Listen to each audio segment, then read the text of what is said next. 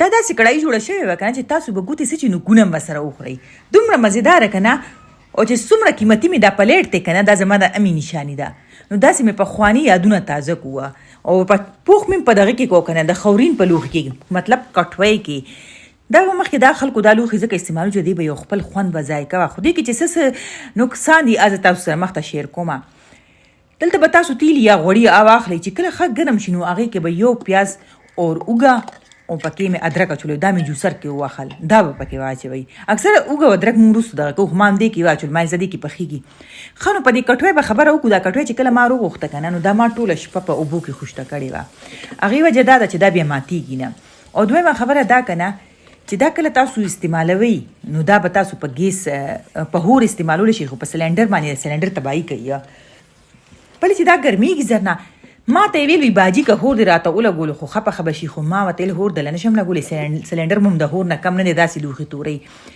نو بس چې پیاز ما دونه پاخه کړل، نیم پاخه شو که نه، لا سره شوي نه و، ځکه چې ما چې سره کولی خو زما ګیس هم ختم شوی و. خیر داسې به نه، ما نیم پخول. چې نیم کله هغه پاخه شو نو ما هغې کې د چرګې غوښه او مالګه واچوله، بیا مې په ډکن کېښوم او اوس مې بیا مې منځ کې میکس کومې لړل، بیا مې په ډکن کېښو چې دا غوښه داسې شي نیمه پخه شي، مونږ وله لږه چای وڅکو. بس دلته کې دا غوښه چې ده تقریبا نیمه پخه شوه. پیاز چې دي هغه م سره ښه پاخه شو. نو دې ځای کې به مونږ دې کې د ټماټر او د شنو مرچکو پیسټ واچو. زیات کم تاسو خپل حساب سره هغه صحیح. دا غوښه چې وه دا کیلو وه او دا ټماټر چې و که نه دا تقریبا 3 پاوه به یې، ځکه چې زه جوړوم کړایي په شانتې سالن. او دې کې ما واچولو سور مرچکې د خپل حساب سره واچوئ پکې، او نیمه چمچ کورکمان او زیره پاوډر به اخر کې پکې اچوم. اوس پکې ځکه نه اچوم چې د هغې یو ښایسته خوشبو راځي.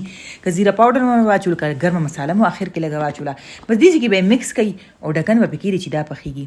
او که تاسو سوچ کړي زما دا سایډ والا ګیس اډو خالي کېږي نه، دا مخکې اخوا وکټوئ، اوس مې دې خوا راوړو چې دا ګیس تیز دی، اخواني ګیس لږ سلو دی.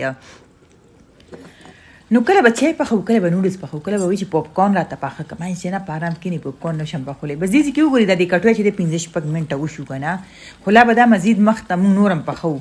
بس تیاره شوه، ولې چې دا مخکې ما داسې 10 منټه خو پخ کړې وه. نو د دې چرګې غوښې ته خو دومره زیات دغه نه پکار. او که تاسو وایئ چې د دې ذایقه د اچارو غونته کي، نو تاسو دې کې اوس یو د اچار پیس واچوئ، ام والا پیس سي الله چې تاسو یې په خوند باندې ماړه نه شئ، دومره مزېدار به لګي. اسیم دا ډېر مزېدار و. یا خو پرې چې دې خورون کټوۍ کمالو، یا زما د لاس هنر و، خو دومره مزېدار جوړ که نه چې ټولو سم تعریف کولو که نه. بیا مې په ډکن کېښوه او داسې 3-4 منټه مې نور هم پوخ و. هغې نه پس این دغه دی بالکل شو تیار. دې کټوۍ دغه مو که چې ځان باندې دڼیا او شنه مرچکي مو خپله واچول. خیر به دا کارنامه ستا ده، د دې نه ده. بس مزېداره چکن هانډي ورته وایي که چکن کړای ورته وایي، شوه تیاره. په خوند به یې پوه شئ. او د دې لوښي خپلې فایدې هم ډېرې دي، خو دې سره به تاسو سمسی چې دا د لرګي استعمالوئ. نو واخلئ مزېدار چکن هانډي تیار.